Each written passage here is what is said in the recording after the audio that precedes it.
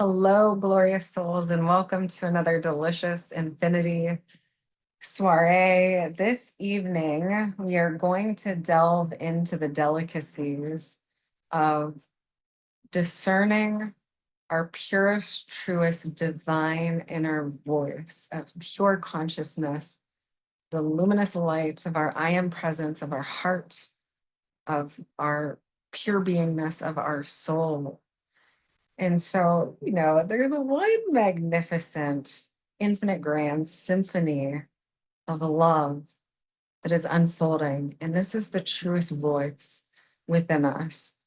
You know, logic, analysis, the human thinking mind versus the supreme divine mind can come in and give us, we hear these voices, we create these voices, we generate these things through our own thought. And so everything in our world, as we know, and in our embodiment, every single thing that we feel arising within us is generated from our own mind. Nothing out there. Out there is reflecting us back to us.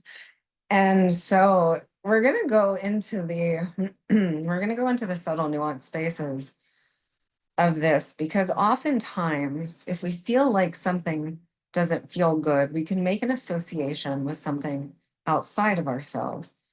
And in actuality, the thing that doesn't feel good is the thoughts that we are generating inside of our own being.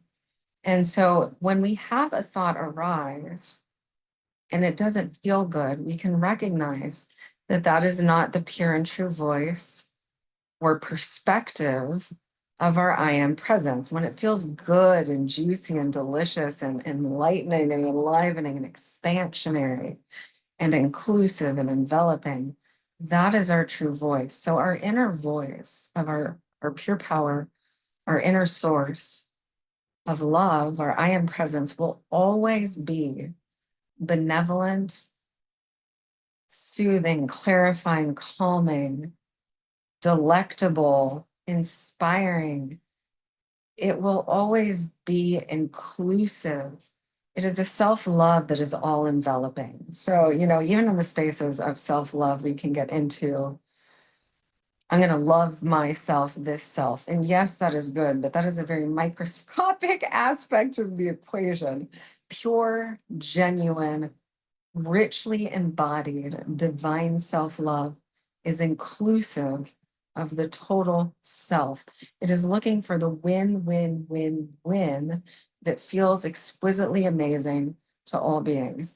It is the win for me, it is the win for you, it is the win for all life. And all that it wishes to do is proliferate love and joviality and harmony and superabundance and prosperity and maximum quality of life for all that it is. This is our true voice. It will always lead us in the direction of resolution, of togetherness, of interconnectedness, of the supreme flourishing of all life and all that is.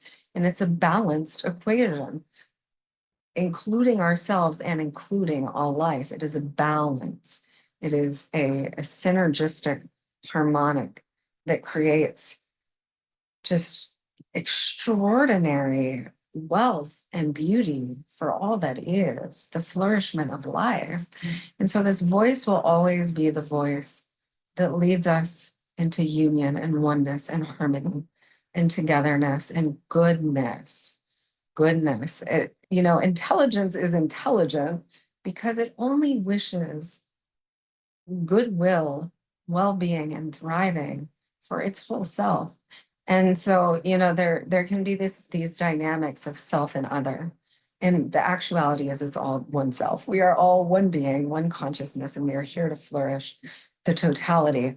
And sometimes when the scales are tipped to either side, it's because we've been overextending and overgiving and we've left ourselves out of the equation, or we've been too this self-focused and not including the totality. We have to ultimately form a oneness in our being and in our creation where like the most exquisite exquisite, luscious aliveness that I have experienced in this life comes from the integrity, the rich, sumptuous, embodied integrity of all inclusive love, and having the outlook of we are here to amplify and exalt one another's magnificence. When I win, you win. When you win, I win. We all win. This is the legacy of we, the interwoven tapestry of being, flourishing, and proliferating, prosperity and life, and beauty and joy for all that it is, and for the totality of our beingness.